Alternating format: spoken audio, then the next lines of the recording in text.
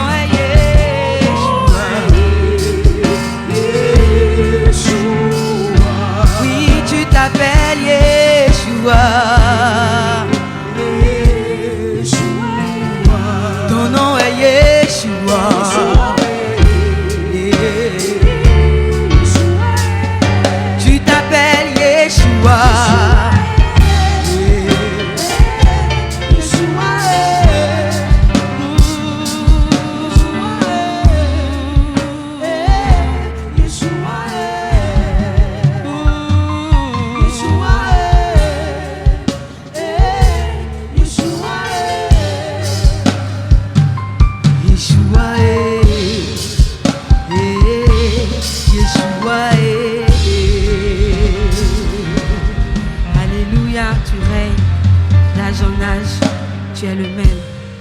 Nous t'adorons, Père.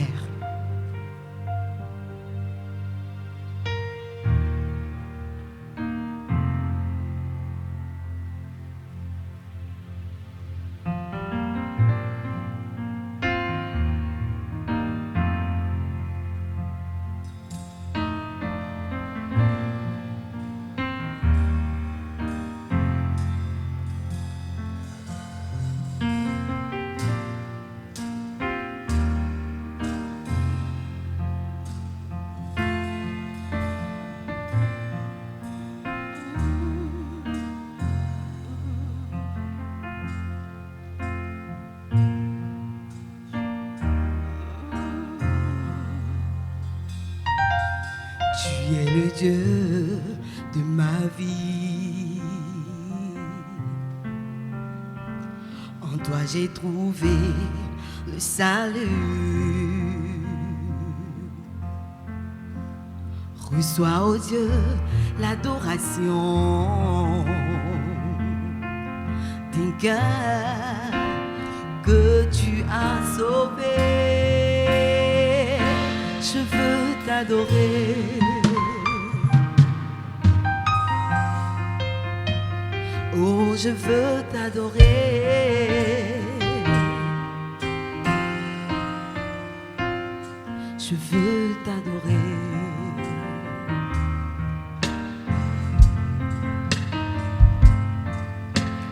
Père, nous t'adorons.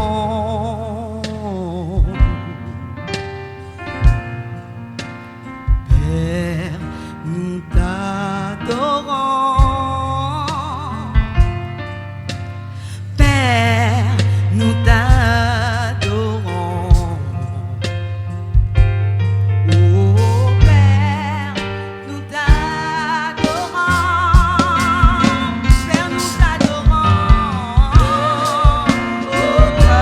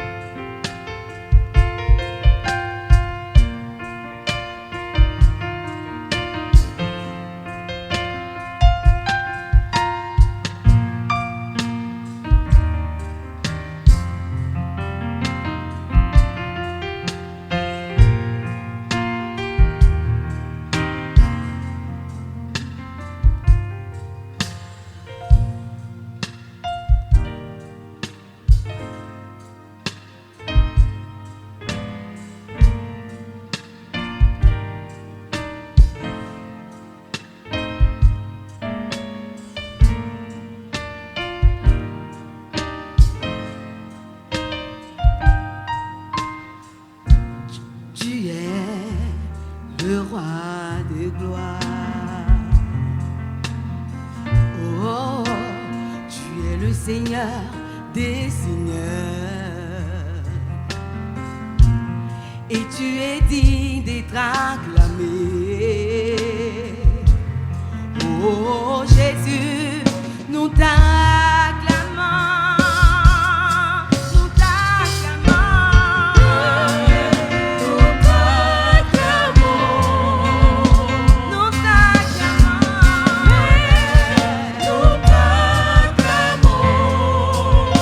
Père, nous t'acclamons, nous t'acclamons.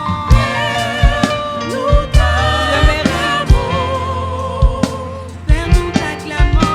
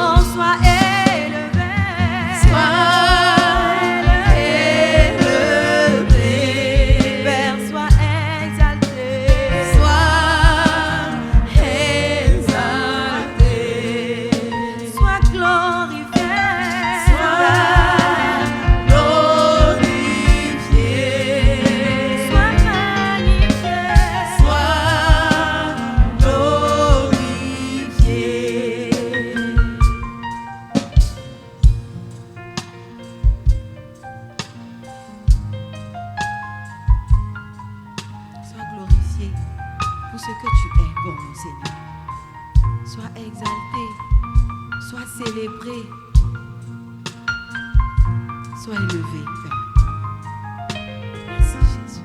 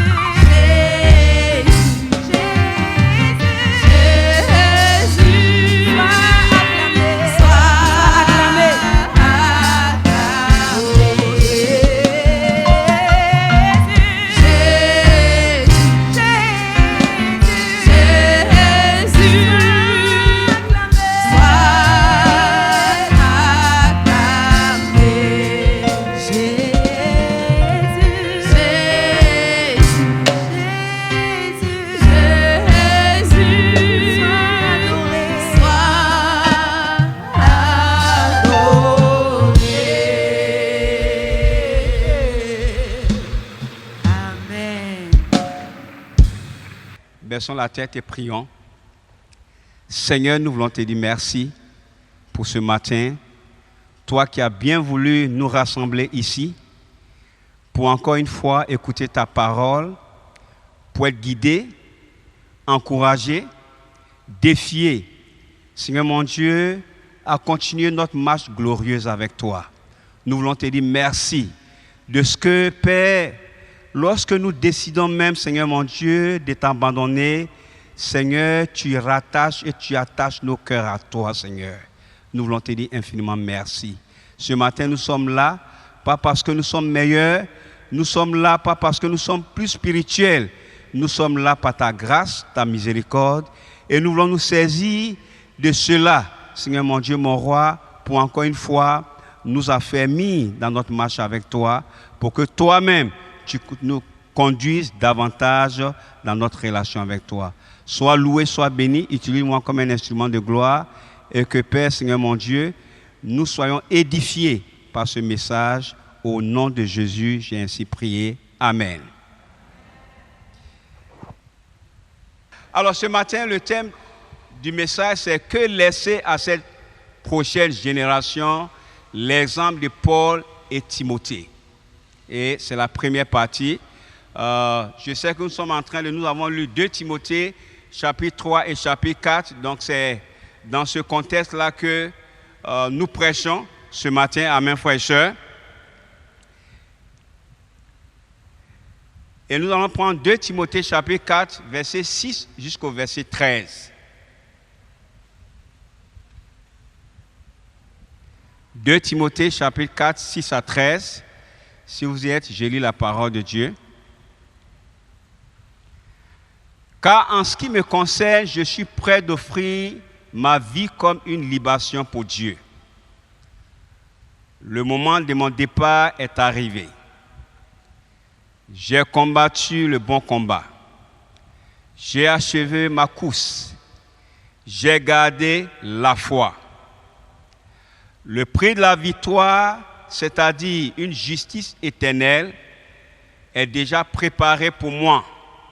Le Seigneur, le juste juge, me le rendra au jour du jugement, et pas seulement à moi, mais à tous ceux qui, avec amour, attendent sa venue. Efforce-toi de venir me rejoindre dès que possible, car Démas m'a abandonné. Il a aimé le monde présent et il est parti pour Thessalonique. Crescence s'est rendu en Galatie, Tite en Dalmatie. Seul Luc est encore avec moi. Prends Marc et emmène-le avec toi, car il m'est très utile pour mon ministère. Quant à Tychique, je l'ai envoyé à Éphèse. Lorsque tu viendras, rapporte-moi le manteau que j'ai laissé à Troas chez Carpus, ainsi que les livres, surtout les parchemins. Amen, frères et sœurs. Alors, frères et sœurs, ici, c'est un extrait de la deuxième lettre de Paul à Timothée. Vous savez que Paul et Timothée ont une relation formidable. Et Timothée était le fils spirituel de Paul dans la mission. Dans ses voyages missionnaires, il a répertorié le talent de ce jeune chrétien et il a pris avec lui dans ses voyages missionnaires pour le former, l'entraîner dans la mission. Et finalement, Paul avait établi Timothée comme dirigeant de l'église à Éphèse. Amen, frères et sœurs. Alors ici, ce que nous lisons, c'est ce qui attire beaucoup mon attention. C'est quand quelqu'un parle et puis il utilise beaucoup le je, le moi, personnalisé. OK? Et nous voyons Paul ici qui parle ici et ce qu'il dit attire notre attention sur le fait que Paul était vraiment ancré dans ce qui est de Dieu. Je ne pense pas que quelqu'un pourrait demander à une autre personne ou bien dire à une autre personne « J'ai combattu le bon combat ». Et je pense que c'est à là que chacun de nous devait arriver à un moment donné. Pas que j'ai combattu le bon combat, mais je combats le bon combat. C'est-à-dire, si je peux arriver à dire ça, ça veut dire que pendant que je dis, tu peux attester avec moi que je suis en train d'effectivement combattre le bon combat. Amen. J'ai achevé ma course. Nous n'avons pas encore achevé. Mais nous pouvons dire, je suis dans la course. Maintenant, un disciple ne peut pas dire, je suis dans la course s'il n'est pas dans la course. Donc quand tu dis je suis dans la course, ça veut dire que tu prends ceux à qui tu parles à témoin de tes propos. J'ai gardé la foi. Je pense que chacun de nous doit arriver à un moment où il dit j'ai gardé la foi ou bien je garde la foi. Amen, frères et sœurs. Alors, pour moi, c'est un passage, je vois beaucoup de défis personnels ici et je pense que ce sont des défis aussi à chacun de nous. Amen, frères et sœurs.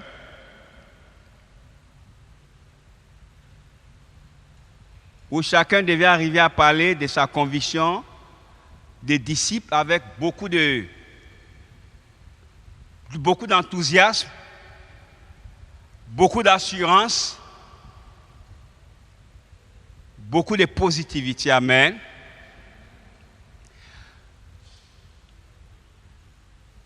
Alors, rappelons que cette lettre de Paul a été écrite depuis la prison,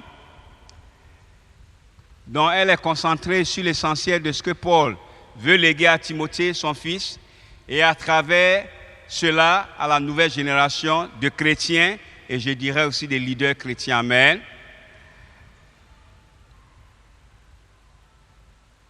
On va lire notre passage, frères et sœurs, de Timothée. Nous sommes toujours en Timothée, au chapitre 2, verset 2.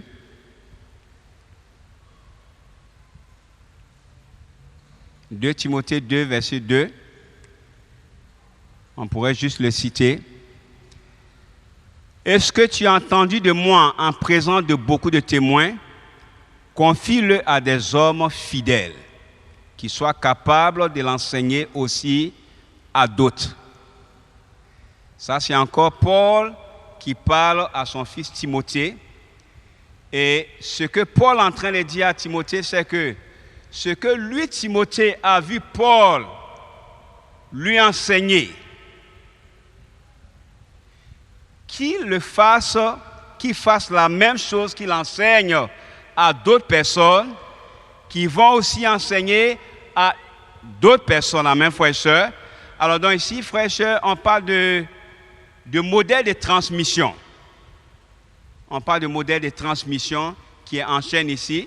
Alors donc on a Paul, on a Timothée, on a des hommes fidèles à qui Timothée devait enseigner. Et puis ces hommes fidèles-là allaient eux aussi enseigner à d'autres disciples. Amen, frères et sœurs. Donc on a ici 4 générations de disciples où nous pourrons nous assurer que la chaîne de transmission du message est assurée. Amen, frères et sœurs. Et je pense que c'est le défi que nous avons et c'est le but de ce message. Amen, frères et sœurs. Donc, le but de Paul, c'était donc de former Timothée pour que Timothée soit quelqu'un qui reproduit des personnes comme lui. Amen, frères et sœurs. Ou encore de former Timothée qui soit en mesure de lui aussi former d'autres personnes qui à leur tour former. Amen, frères et sœurs. C'est un défi pour toute l'Église que nous sommes, mais c'est un défi pour chacun de nous en tant que disciples. Et je pense que sans quitter, c'est vrai ici on parle de Paul, mais on pourrait même penser à Jésus-Christ. En Matthieu 28, 18 à 20, avec la grande commission, où il nous dit d'aller auprès des hommes de toutes les nations, de faire d'eux des disciples et de les baptiser au nom du Père, du Fils et du Saint-Esprit, et de leur enseigner tout ce qu'il a commandé. Amen, frères et sœurs. Alors, ce que nous voyons ici, c'est que nous voyons le disciple qui est d'abord un apprenant. On est d'abord un apprenant. C'est du fait d'être apprenant qu'on devient disciple. Quand on est disciple, on devient un formateur, un coach, un mentor,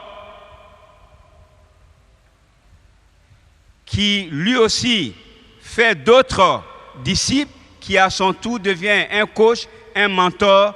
Donc, frères et sœurs, la chaîne de transmission de l'Évangile s'implique et est la responsabilité de chaque disciple que nous sommes. Amen, frères et sœurs.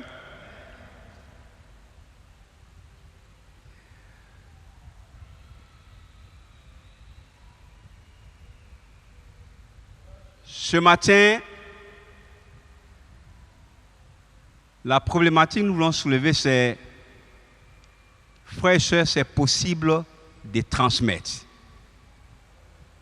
Je veux que nous sortons de ce message, de ce culte, en comprenant que c'est possible que nous soyons des hommes et des femmes qui transmettons le message.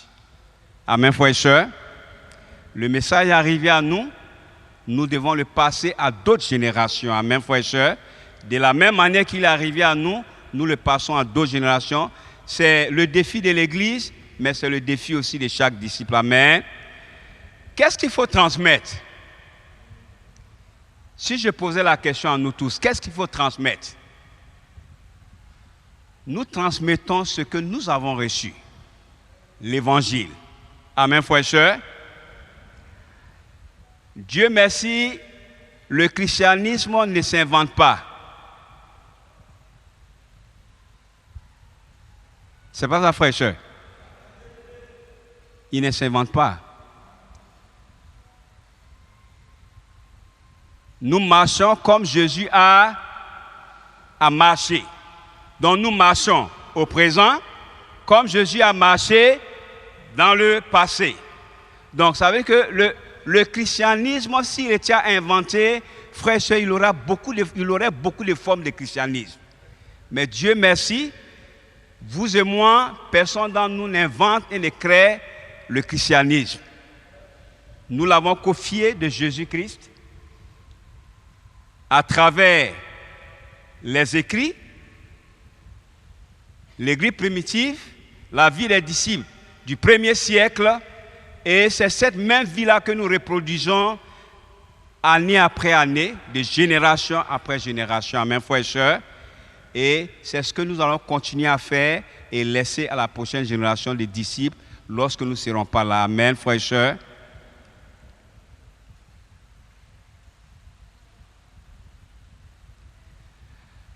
Alors ce matin, nous allons poser la question, pourquoi est-ce que c'est essentiel de transmettre? Pourquoi est-ce que c'est essentiel de transmettre? Ou bien pourquoi est-ce que la transmission est essentielle? Voilà, nous voyons Paul ici qui, depuis la prison, a ce souci que le message qu'il a prêché, pour lequel il se retrouve prisonnier, qu'il a défendu, que ce message continue même après lui, dans sa prison. Alors, posons-nous la question, pourquoi est-ce que ce serait essentiel pour nous de transmettre le message et que ce message ne reste pas seulement à nous? Amen, frères et sœurs. Alors, dans ce paragraphe, nous allons faire ressortir 4 points ce matin. Certainement que je vais pouvoir développer seulement 3 à cause du temps. 3 raisons qui, dans ces raisons-là, nous allons trouver des causalités. Nous allons trouver aussi des finalités. C'est-à-dire, pour le pourquoi c'est essentiel, nous allons voir que c'est essentiel parce que, à cause de, ou bien c'est essentiel pour. Amen, frères et sœurs.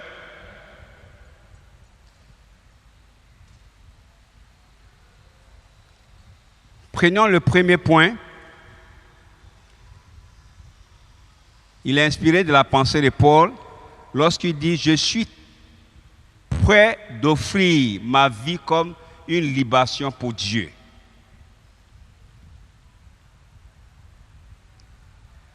Pourquoi est-ce que, frères et sœurs, nous devons...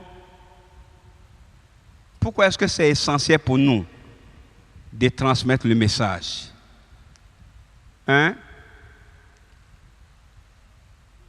Nous devons comprendre que nous sommes prêts toujours pour le départ. Ça dit, on est sur le point de partir. Amen, frère et sœur.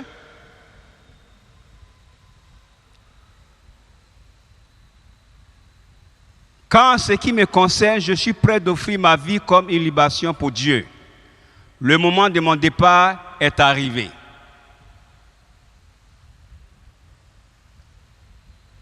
Frères et sœurs, pourquoi est-ce qu'on devait confier l'évangile, le message que nous avons reçu, la vie des disciples que nous avons reçu à d'autres personnes après nous?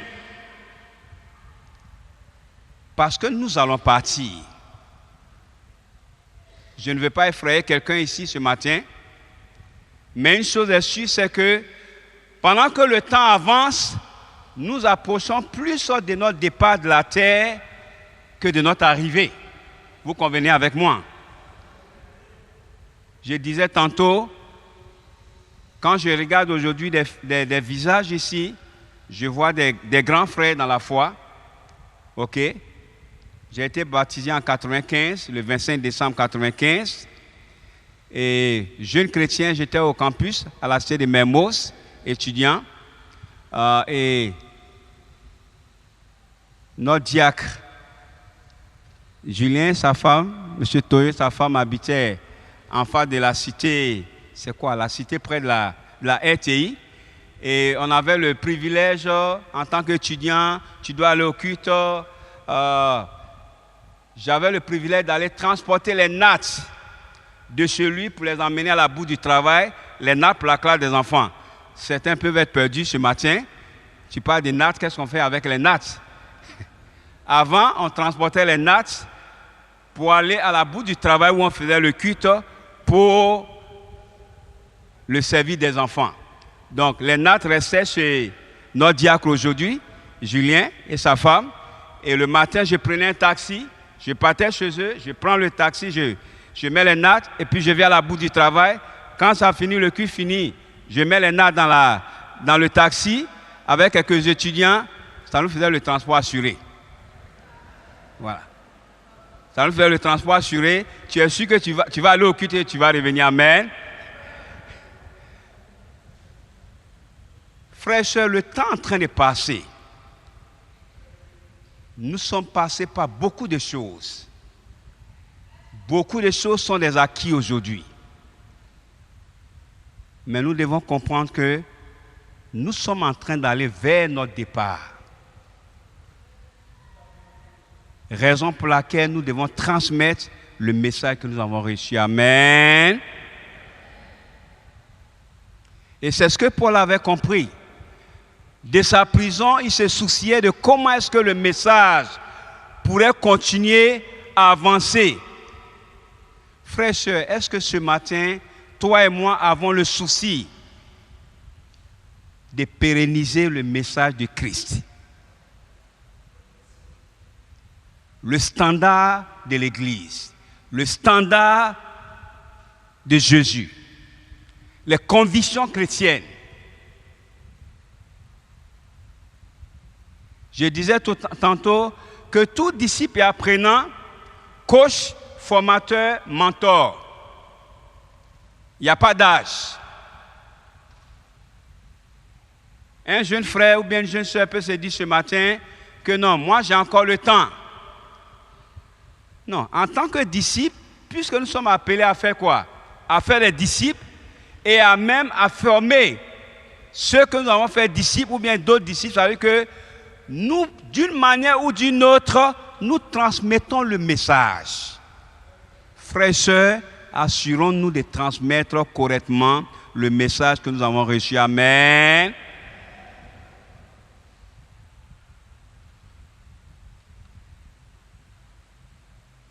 On était à Morovia ces jours-ci. Mon épouse et moi avons été très enchantés. Pendant que nous étions là-bas, nous avons fait du ministère du campus et des étudiants, notre ministère phare. On s'est vraiment investi et on appelait ce ministère-là les Fils du Tonnerre, les Sons of Thunder. Et nous sommes arrivés. Avant qu'on arrive, ils nous ont appelés depuis le Cameroun. Ah, pardonnez, on sait que quand vous arrivez, vous n'avez pas assez de temps, mais on voudrait que vous dégagiez un peu de temps pour nous. On voudrait passer un peu de temps avec vous Ça nous est très utile. On a calé le lundi, le dimanche 28, après le culte. Les enfants se sont organisés, enfants, mais c'est des grandes personnes aujourd'hui, se sont organisés sur un d'entre eux et ils sont venus nous chercher. On est allé à notre grande surprise. Un jeune, un enfant, un étudiant qui était là, qui Dieu a béni, il a construit sa maison avec sa femme, leurs enfants, tous les autres ils sont venus et ils ont fait un moment de témoignage où chacun a commencé à parler. On voulait vous dire merci. Quand vous étiez en train de nous former, on pensait que vous nous faisiez du mal, mais ça nous est utile aujourd'hui. Nous sommes mariés, voilà ma femme ici, voilà mes enfants, Dieu m'a béni. Il y a un le samedi matin, il nous a pris, dit non, il faut que vous allez prier sur mon projet. Et je suis en train de construire ma maison. D'ici la fin, d'ici les vacances prochaines, il faut que la maison soit finie. C'est un duplex. Je vous en prie, allons, on va prier. On est parti. Chérie à la main dit, attends, c'est pour toi? Il dit oui. Il dit, c'est toi que je connais là? Il dit oui. Il dit, waouh, Dieu est passé dans ta vie. Amen, frère et soeur. Frère et soeur, Dieu est en train de bénir la vie de chacun d'entre nous, de telle sorte que nous puissions continuer de passer le message que nous avons appris. Amen.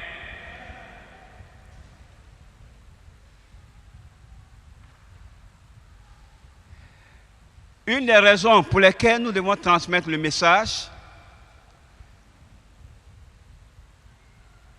nous pouvons nous prévaloir de bonnes relations en Christ.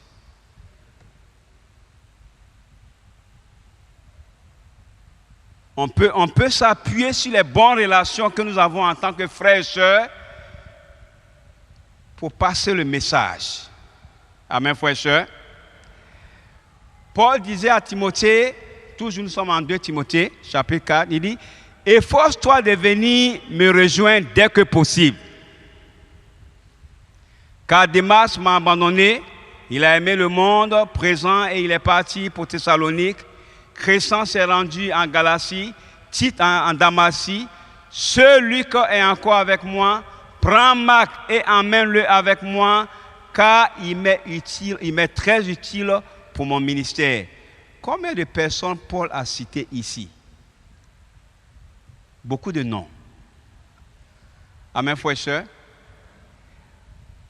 Je vais vous dire un avantage que nous avons en tant que disciples. Nous avons de très bonnes relations. Nos relations de fraternité dépassent les relations biologiques que nous avons. Amen, frères et sœurs. Notre fraternité nous amène à consolider nos liens. Notre fraternité chrétienne nous arrive, frères et sœurs, nous amène, frères et sœurs, à bâtir des relations solides.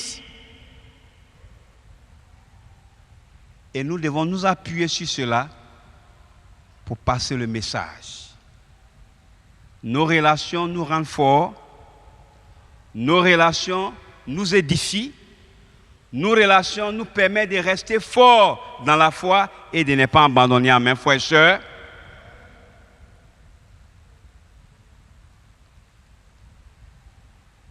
Nos relations nous permettent de vivre beaucoup de victoires et de défis, c'est vrai. Nos relations sont pour la plupart du temps pour le meilleur et pour le pire. Nous n'avons pas des relations circonstancielles. Amen. La communion fraternelle, les relations sont importantes au sein de nous et cela nous donne d'avoir de la force pour nous permettre de rester toujours dans la foi chrétienne, solide pour continuer à avancer. Amen, frères et sœurs.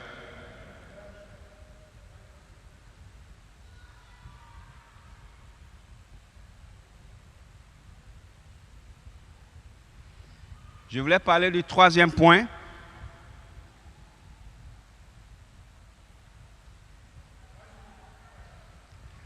Frères et sœurs, pourquoi est-ce que c'est essentiel pour nous de transmettre le message? La mission continue contre vents et marées.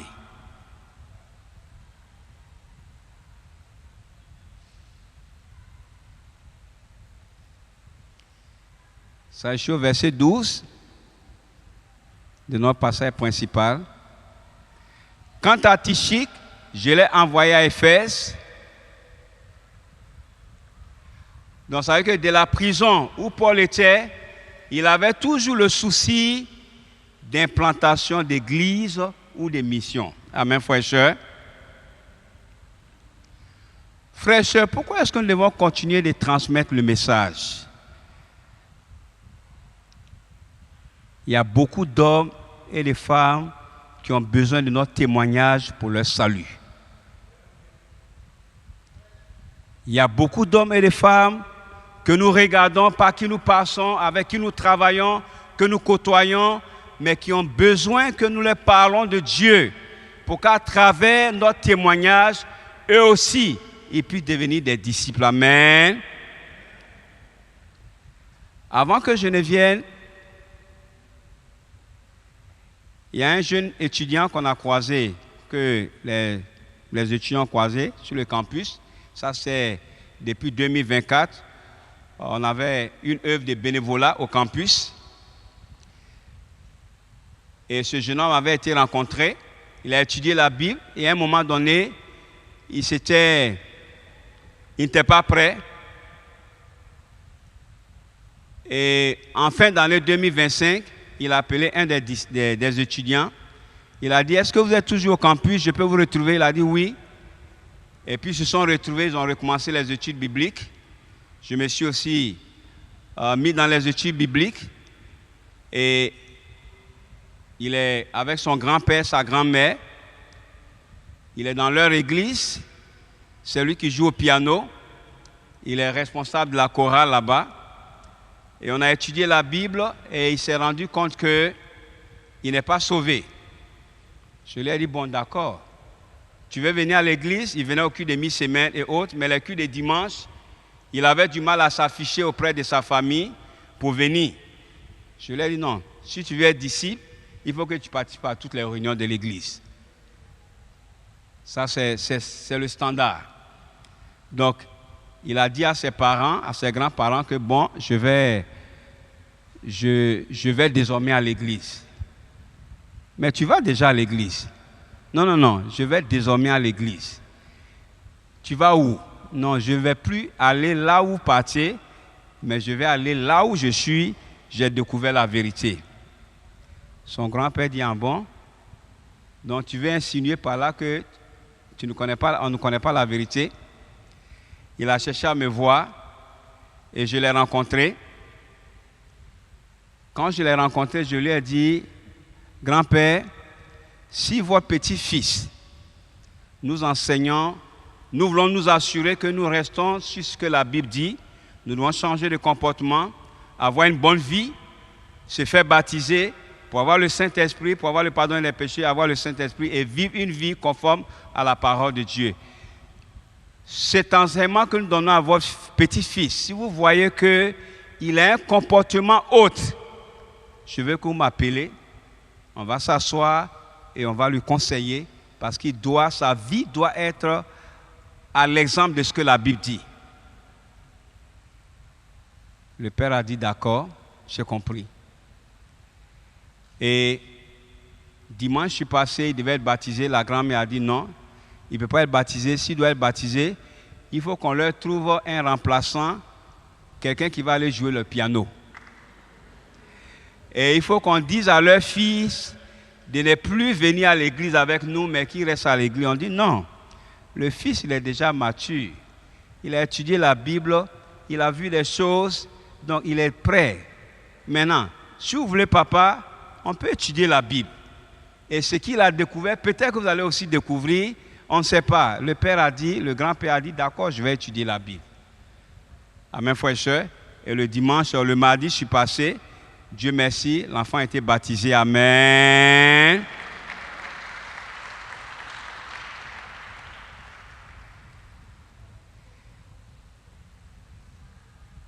Frères et sœurs, la moisson est grande. Il faut que nous continuions la transmission. Il faut que nous continuions à passer le message. Les épreuves ne doivent pas nous arrêter. Je sais que beaucoup de disciples avec le temps qui passe, il y a beaucoup de situations qui arrivent dans nos vies et on peut être parfois défixé par ces situations. Mais je voulais vraiment nous encourager, frères et sœurs, à rester forts, même quand les circonstances sont contre nous. Amen. Mais aussi, les temps d'abondance peuvent arriver dans notre vie, frères et sœurs. Les victoires. Mais tous ces temps d'abondance et les victoires ne devraient pas nous défixer aussi de l'œuvre de Dieu. Amen. Je pense que Dr. Ndri a bien prêché. On a besoin de frères et sœurs, des riches dans l'église aujourd'hui pour supporter l'œuvre de Dieu. Comme au temps de Jésus. C'est pas ça, frères et sœurs. Il y avait les femmes, il y avait les gens qui mettaient leurs moyens à disposition pour que l'évangile continue d'avancer. Et nous aussi, nous en avons besoin aussi en notre temps aujourd'hui. Amen. Frères et sœurs, que ce soit dans l'abondance ou que ce soit dans la disette, nous devons continuer à annoncer l'évangile et nous devons continuer à transmettre le message de Jésus-Christ. Amen. Je voulais terminer ce matin pour nous dire que la transmission s'impose à nous, frères et sœurs. La transmission s'impose à nous. Aujourd'hui, c'est très encourageant de revenir pour nous autres qui ne sont plus aujourd'hui ici à Abidjan, de revenir et voir des anciens visages. Les gens qui persévèrent dans la foi. Que Dieu continue d'utiliser. Imaginez-vous un instant que, après un certain moment, c'est comme si c'est un renouvellement. Tous les anciens ne sont plus à l'église, tout le monde a quitté. C'est une nouvelle génération, les disciples. Et puis après quelques temps, ils tombent, c'est une nouvelle génération des disciples. Non. Aujourd'hui, venir et voir des hommes comme les Julien, tonton Babé, c'est comme ça que je l'appelais. C'est vrai que mes cheveux sont devenus blancs aujourd'hui, mais quand je le vois tout, je l'appelle tonton Babé Pierre. Amen. De voir notre diacre Émile Ngoran, de voir, je ne peux pas citer tous les noms, mais c'est tellement encourageant. Amen, frères et sœurs. Et je pense que pour ceux qui viennent, qui voient nous les anciens rester dans la foi plus fort que jamais, c'est un encouragement pour continuer. C'est un encouragement pour continuer. Et l'église d'Abidjan aujourd'hui a fait les grands pas des géants. est devenue une église pilière parce que beaucoup de frères et sœurs ont utilisé leur âge spirituel pour pouvoir être des piliers dans cette église et faire avancer l'œuvre. Amen, frères et sœurs. Et pour nous autres, ça devient non seulement un témoignage, mais aussi un défi de pouvoir imiter la foi de ces frères-là et de faire comme eux. Et pour d'autres qui nous ont vus comme des modèles, qui nous voyaient comme des modèles, de vouloir aussi continuer. Et frères et sœurs, en faisant ainsi, l'œuvre de Dieu se perpétue dans le temps et dans l'espace. Je voulais vraiment nous encourager à continuer avec la transmission, que l'œuvre de Dieu ne s'arrête pas à nous. Comme l'œuvre de Dieu ne s'est pas arrêtée à Paul, Paul s'est assuré de transmettre à Timothée, à beaucoup d'autres jeunes qui pouvaient former sur son chemin missionnaire, et que Dieu soit glorifié à travers nous. Merci.